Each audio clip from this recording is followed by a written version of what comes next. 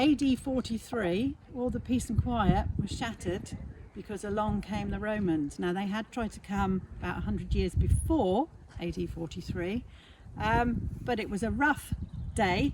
They'd all come across on their ships, and there was a lot of ships were wrecked, and they found what they called the barbarians, but it was us Brits, on the shoreline with their chariots, and some with no clothes on because they thought they were more threatening undressed that way.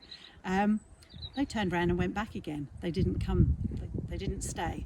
Okay, so AD 43 they come again, and again, not to be in friendship. They don't want to live alongside the Britons. They want to take over, and they want to force the Britons to work for them. So a lot of Britons became slaves, and the Romans would obviously boss them about, tell them what to do. If they resisted, they were killed, they were put to death. An awful lot of Britons were put to death. But often, as long as they put down their weapons, they were left to get on with their farming. As long as they didn't interrupt what the Romans were doing and they got on with their bit, the Romans left them to it. Now most of the big towns that you tend to find the remains of are modelled really on like your Roman towns that you would see in Italy. So they would have a place like the Forum, but smaller, for the business affairs of the day to be sorted out. They would certainly have a bath house that would have public toilets and baths, so they would go. So it was almost like they were trying to make Britain into Rome. And in certain places it worked. So if you go to the Fishbourne Palace, down in the Fishbourne area by Emsworth, beautifully made, a huge palace, whereas here we just have what we call a Romano-British farmhouse. So the Romans lived here, but they lived alongside these people. Okay, so again, like I said, the information we get is mainly what the Romans have written about them, and we always get the school children to stand here and think what it was like for these guys to look out the door and see those little round huts. Wasn't what they were used to. So this is the countryside, but you were talking about the towns. So we've got the places of business, we've got the baths. The houses would not be like this one, which is a farmhouse. They would perhaps be a bit more like the houses in Rome.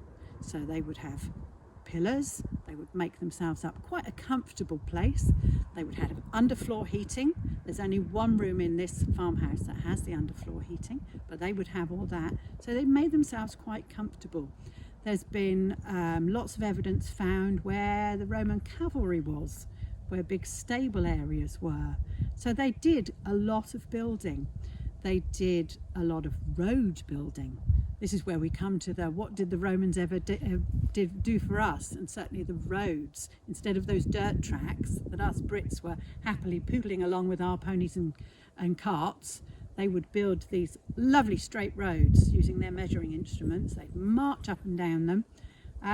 So they tried to take over basically. And there are people who become Romanized at the time. So some of the Britons realise it's better to get on with them rather than to try and fight against them, because they haven't got the organisation the same as the Romans have. And it was a relatively short period of time that they were here, and then they got recalled back to Rome because they were having troubles in Rome itself and they needed all the troops back. So I think if you think of the towns, some of the big towns, you won't go that far wrong if you kind of think of how Rome is, metropolitan, sort of busy. So cities rather than here, we're, as I say, out in the countryside. So that the houses would have been much grander than we're used to seeing. They would have had running water, which they'd put in. Got the slaves working for them.